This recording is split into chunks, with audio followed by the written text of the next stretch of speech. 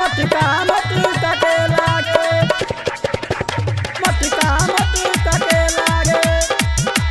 मटका मटका के लागे डीजे विकास रीगा सीतामढ़ी।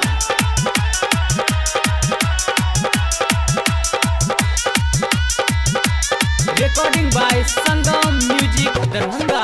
गे छौड़ी चले छतुआनी उड़ा के सब छौरा सबके दिल धड़का के गे छौड़ी चले छतुआनी उड़ा के सब छौरा सबके दिल धड़का के गे छौड़ी चले छतुआनी उड़ा के सब छौरा सबके दिल धड़का के ससुरा में पूछतो भतारा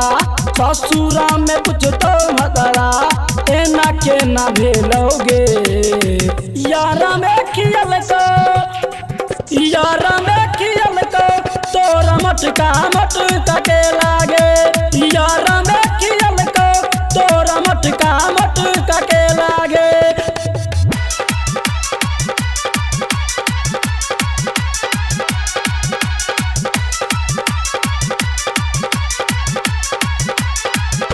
मटका मटका के लागे मटका मटका के लागे मटका मटका के लागे अभी आप सुन रहे हैं संगम म्यूजिक की धमाकेदार प्रस्तुति। चढ़ल जवानी छोटो हर खूब मरेला तुम्हार डीजे वाला छौरा तोहर बन गेलौ लभर बन गेलौ लभर बन गेलौ लभर चढ़ल जवानी छोटो हर खूब मरेला तुम्हार डीजे वाला छौरा तोहर बन गेलौ लभर ढेल कौन छौरी तोरा ढेल कौन छौरी तोरा फंसलो झमेला गे यारा में खियल को यारा में खियल को तोरा मटका मटका के लागे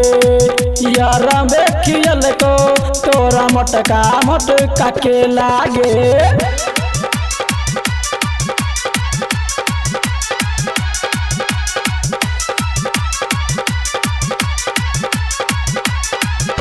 मटका मटका के लागे मटका मटका के लागे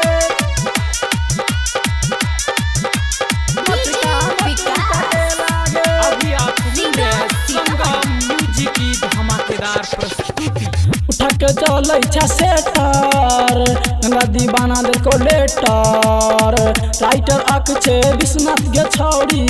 दिल को दुनु इंडिकेटर दिल को दुनु इंडिकेटर दिल को दुनु इंडिकेटर उठा के चलै छा सेटर गंगा दीवाना दिल को लेटर राइटर विश्वनाथ अच्छे गे छौड़ी दिल को दुनु इंडिकेटर अरविंद गुडू खूबे अरविंद गुडू खूबे केल को ठेला गे यारा में खियल को